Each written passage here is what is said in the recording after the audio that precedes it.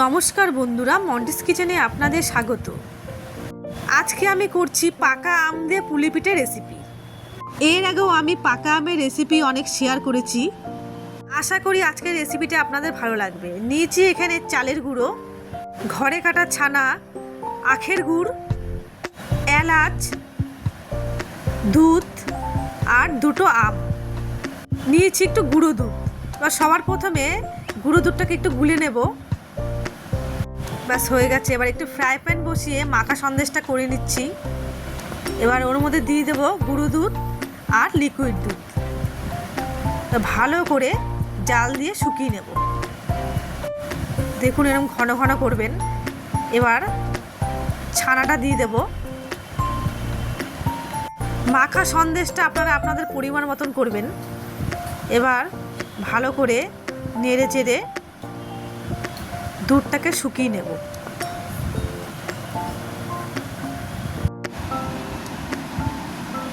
ব্যাস শুকিয়ে গেছে। দিয়ে দেবো এবার আখের গুড়।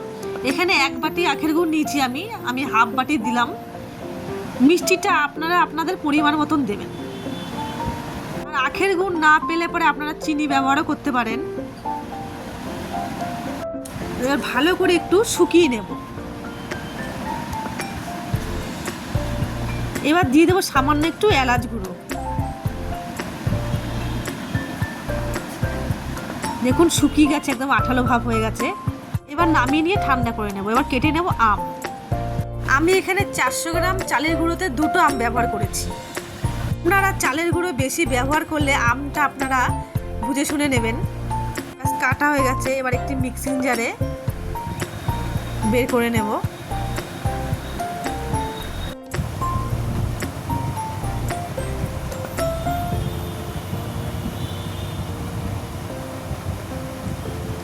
ব্যাস আমি দুটো বের করে নিয়েছি।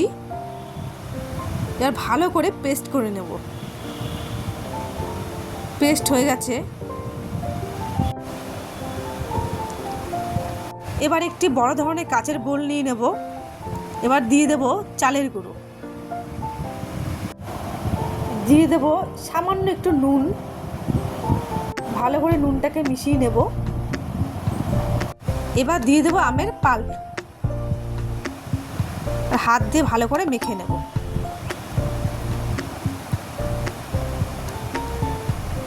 আর একটু দিয়ে দেব, মানে আমি 1.5 বাটি ব্যবহার করেছি এখানে।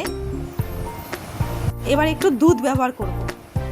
আমি এখানে গরম জল ব্যবহার করিনি, আমি দুধ দিয়ে মাখছি, খেতে ভালো লাগবে। ব্যাস আমার মাখা হয়ে গেছে দেখুন।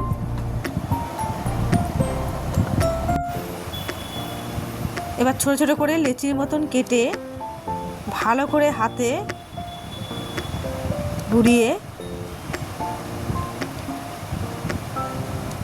দেখুন আমি কেরম করে করছি। বাটির আকারে শেপ দিয়ে দেবেন। এ দেখুন। এবার দিয়ে দেব মাখা সন্দেশ।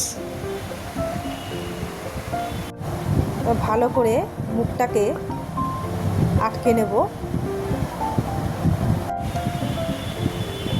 বাস একটি কাঁটা চামচের সাহায্যে একটু আমি ডিজাইন করে নেব। শেপটা আপনারা আপনাদের পছন্দ মতন দেবেন।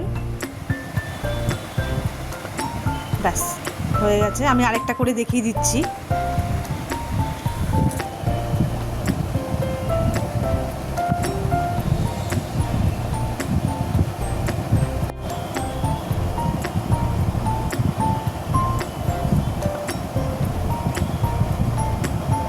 যাদের হাতে সময় নেই, মাখা সন্দেশটা আপনারা কিনেও ব্যবহার করতে পারেন।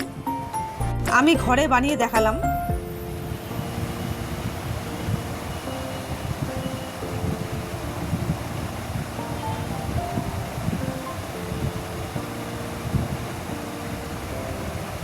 ব্যাস হয়ে গেছে। এরকম করে প্রত্যেক কটা করে নেব আমি। ব্যাস প্রত্যেক কটা হয়ে গেছে দেখুন কত সুন্দর হয়েছে। এবার একটি মোমো সেটের মধ্যে জল দিয়ে ওর উপরে একটা একটা করে দিয়ে দেব।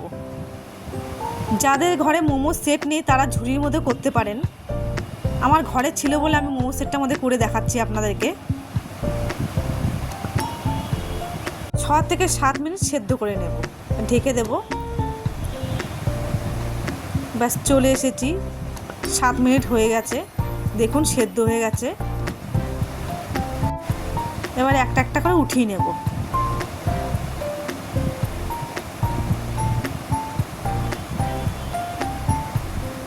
এবার গরম গরম সার্ভ করব আখের গুড় দিয়ে।